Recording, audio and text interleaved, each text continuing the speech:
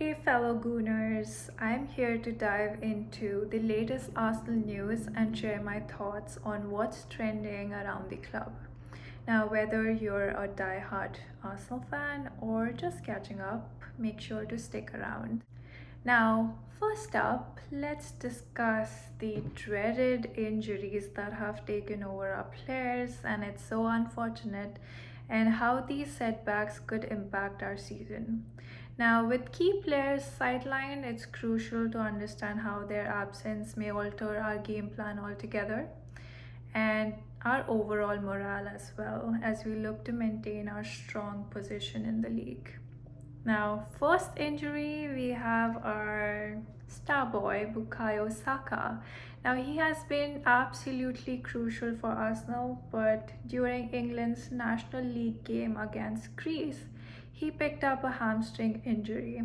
Not exactly the news we wanted to hear. Thankfully, England's interim manager Garsley is optimistic, and there's a chance we'll see Saka back in time for Arsenal's upcoming clash against Bournemouth.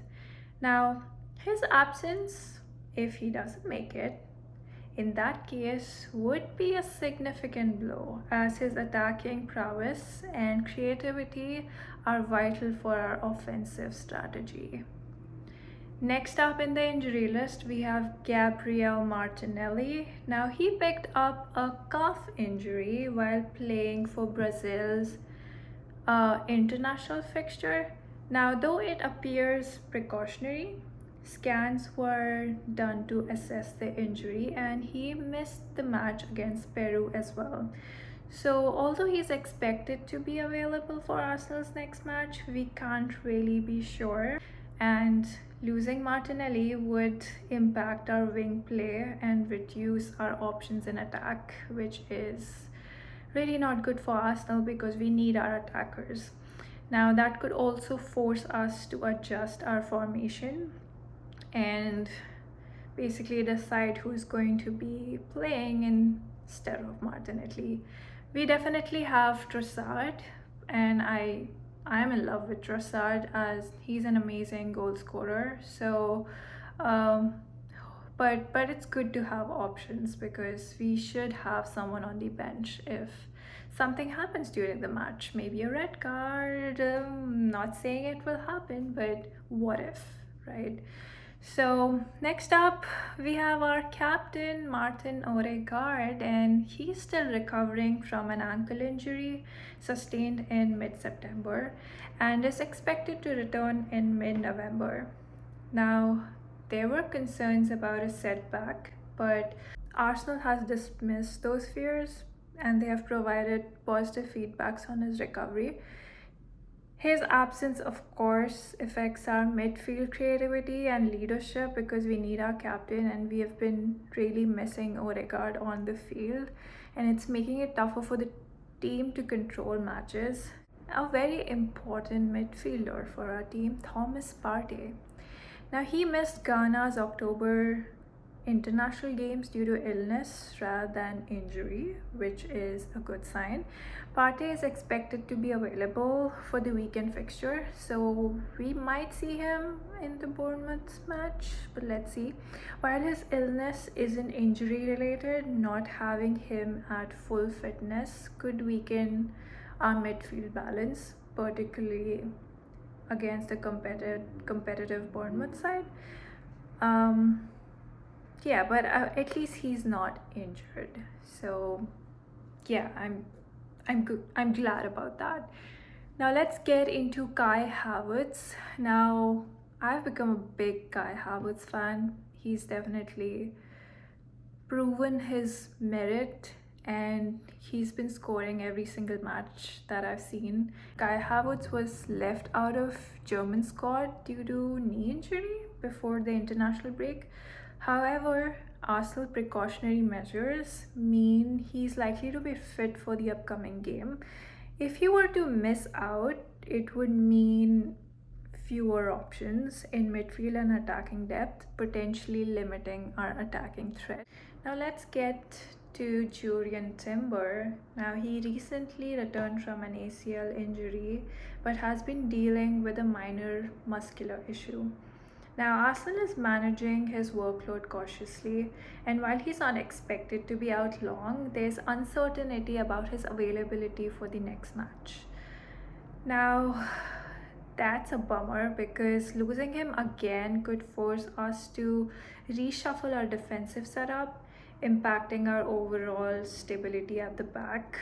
I know we have Gabriel and Saliba in our defense lineup, but having Timber adds to that defense strength. So, yeah, I hope we see Timber playing against Bournemouth this Saturday. If not, hopefully the next match. So let's get to the next injury, guys. It's Tomiyasu. And Tomiyasu suffered a recurrence of his knee injury in the match against Southampton and is expected to be out for another month as he recovers. However, there is no confirmation of that provided by the club. So his absence or presence is not certain. But we know one thing for sure, that his absence means we'll miss his versatility in defense, which is crucial for our tactical flexibility. Alright, next up we have Zinchenko. Now, Zinchenko has been out since the early weeks of the season with a recurring injury, and there hasn't been any significant update on his return timeline. His continued absence leaves a gap in our left back position, which may affect our attacking play from the back. Now, next up, Ben White. Now, Ben White has remained largely injury-free this season. He did not participate in recent international fixtures, but there are no reports of any issues that would keep him out of Arsenal's next matches, which is good news. So he has been a key part of Arsenal's defense, especially in the right back position, and his continued fitness is crucial for maintaining our defensive solidity. Next up, Tierney is currently dealing with a hamstring injury sustained during a La Liga match. Now, he is expected to be out for several weeks, with a return timeline still uncertain as the club monitors his recovery. Now, his absence affects depth in the left back position, which could strain our squad's overall strength. Now, adding to the list of injuries, we have my recent favorite, Ricardo Calafiori. Now, Calafiori is currently dealing with a calf injury he sustained during Italy's 3-1 victory over France. Now, he was sent back to Arsenal for further assessment, and reports now suggest that Calafiori's issue is not as severe as first feared, which is amazing news. So Arsenal's medical team will continue to monitor his recovery closely, but early indications are positive. So let's just hope for the best here. Now we have another new signing, Mikel Merino, and he's back in training with Arsenal and is expected to be available for selection soon. He suffered a shoulder injury during the first training session with Arsenal. Now, remarkably, Merino has recovered faster than anticipated, with manager Mikel Arteta noting that he is looking good and is already participating in partial training. Now, as we move on from injuries, let's discuss some exciting transfer news and rumors surrounding the club. First up, interest in Benjamin Sesko. Let's talk about the growing interest in Benjamin. Some rumors are suggesting that Arsenal could reignite their pursuit of the young striker as early as next summer, thanks to an agreement called a gentleman's agreement.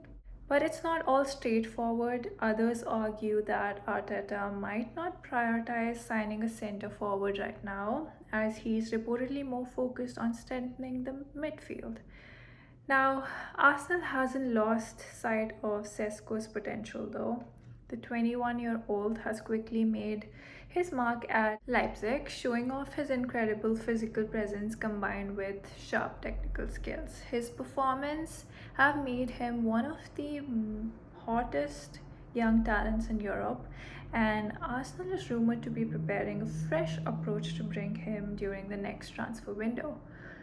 Well, the catch, Leipzig isn't going to let Sesko go easily. His value has skyrocketed, and sources suggest that the German side will demand upward of 60 million euros.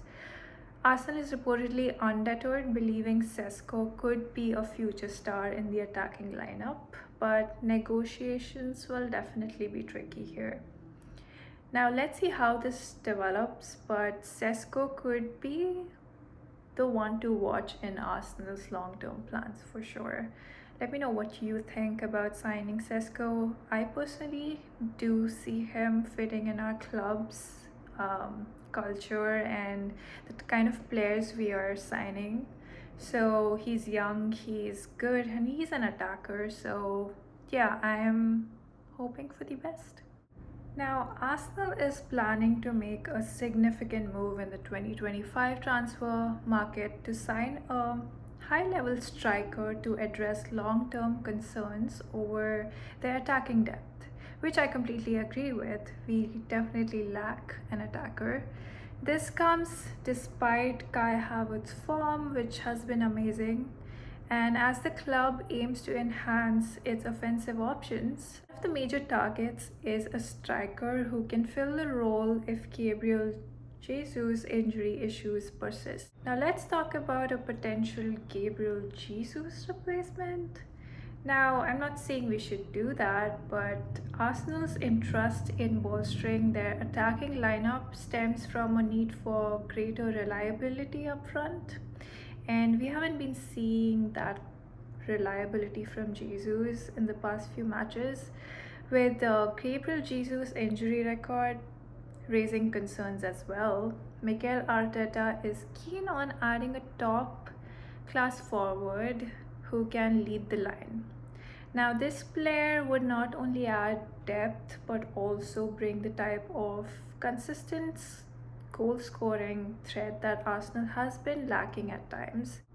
In addition to searching for a striker, Arsenal is also interested in acquiring two high-caliber Premier League players with a combined value of around £80 million.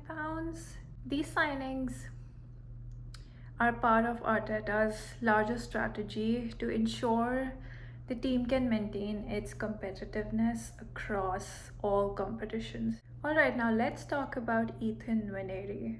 Arsenal is set to offer Ethan a lucrative £60,000 a week deal, which would make him, let me say, the Premier League's third highest paid teenager, behind Lenny and Archie Gray. Now, this offer reflects Arsenal's commitment to securing their young talent and shows the immense faith Mikel Arteta has in Nwaneri's potential. And I must say, it is exceptionally amazing to see Nwaneri play in whatever playtime he gets on the field. He is really good, and I see that potential in him, and I see why they want to do that. The contract would not only ensure Nwaneri stays at Arsenal for the foreseeable future, but also highlights his rapid rise as one of the brightest prospects in English football. By locking him down with such a significant offer, Arsenal can prevent him from seeking better wages elsewhere, while also signaling their intent to develop him into a key player for the team. Alright guys, as we wrap up, let's look ahead. Arsenal's next match against Bournemouth on October 19th. This game promises to be exciting for sure, with Arsenal entering unbeaten and showcasing a strong defensive record, having achieved 5 clean sheets this season, which I must say is amazing for our club. Now, predictions are favoring the Gunners, with many expecting a victory, likely by a scoreline of, I'm going to predict 2-0 or 3-1. I said 3-1 because of how many players are injured, and because of that we might give away 1 or 2 goals. I'm not too sure, but obviously we don't want that scenario. But if our major players are out, there may be a possibility that they might score 1 goal or probably 2. But yeah, I'm not really thinking 2, but let's just hope that we win with a clean sheet. Um, and also, I would say Bournemouth has struggled offensively, failing to score in several matches that they have played, which could play into Arsenal's hands as they aim to maintain their momentum as one of the top teams in the Premier League table right now. So, comment down, guys, and tell me what your predictions are for our next face off with Bournemouth. I'm going with 2-0. Well, I must say it's too early to decide who's going to win the league, but with the way we're playing, I think we're in a good state and we might have a chance. So let's hope for the best. Let me know in the comments what you think about these stories, or share your predictions for the next match. Until then, come on, you Gunners.